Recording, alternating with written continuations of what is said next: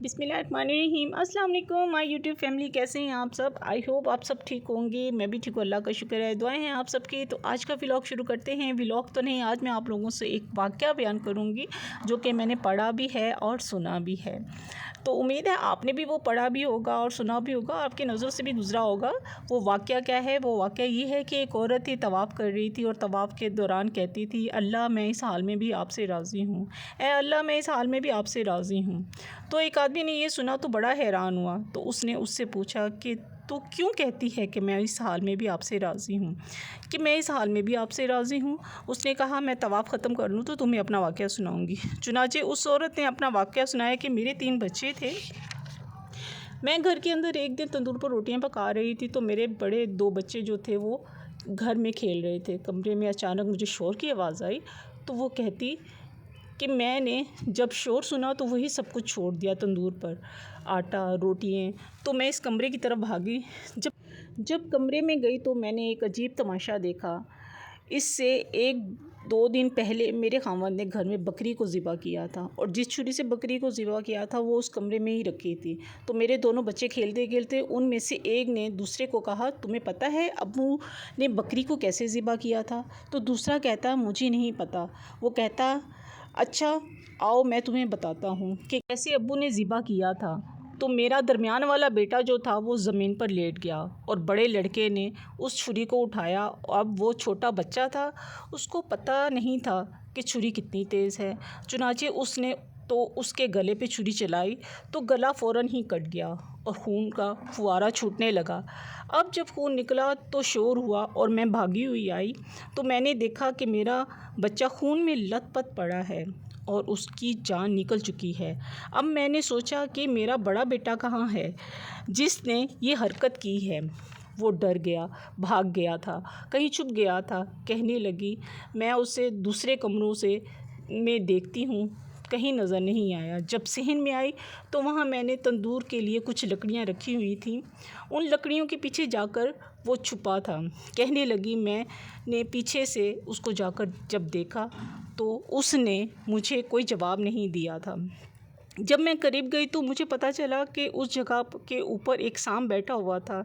ये बच्चा छुपने के लिए जब लकड़ियों के पीछे गया, सांप ने उसको डसा और ये भी वहाँ मरा पड़ा था। मैं उसकी लाश उठाकर लाई। एक बच्चे को एक चारपाई पे लिटाया और दूसरे बच्चे को दूसरी चारपाई पे लिटाया। फिर उसके बाद मैंने फ़ील किया कि मेरा तीसरा छोटा बेटा जो क्रॉलिंग करता था, रेंगता था, वो कहाँ है? वो मुझे नज़र नहीं आ रहा था।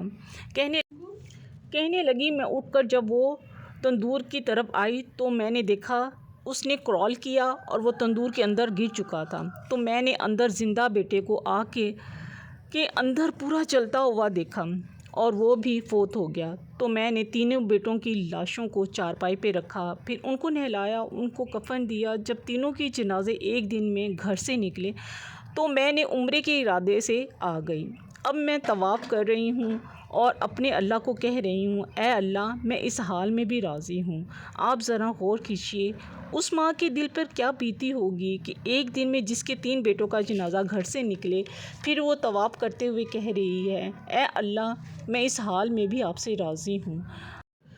तो हमने गम देखे ही कहाँ हैं, तकलीफ़ें देखी ही कहाँ हैं, जिस माँ के 3 बच्चे, एक दिन में उसके 3 जनाज़े।